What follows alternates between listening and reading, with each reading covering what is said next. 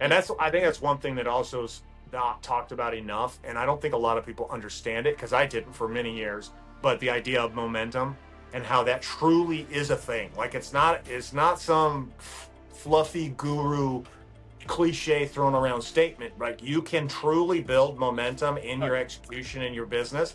And when you have it, you just it's like the water just flows a little smoother.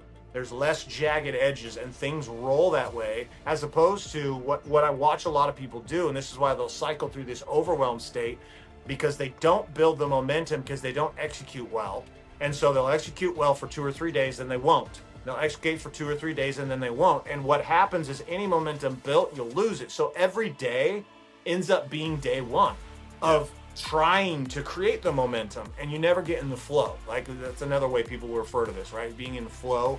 And we've all been there in these pockets. The goal is realizing that you can actually create that. That's not magic, right? It's not like somebody waves a magic wand and they're like, now I'm in flow and everything's going to work great. And I'm not going to have any problems. I'm not going to be overwhelmed. And I'm just going to execute. You know, what? The reasons things come across that way is because that person executes every single day. And you usually just don't see the roadblocks because they overcome them.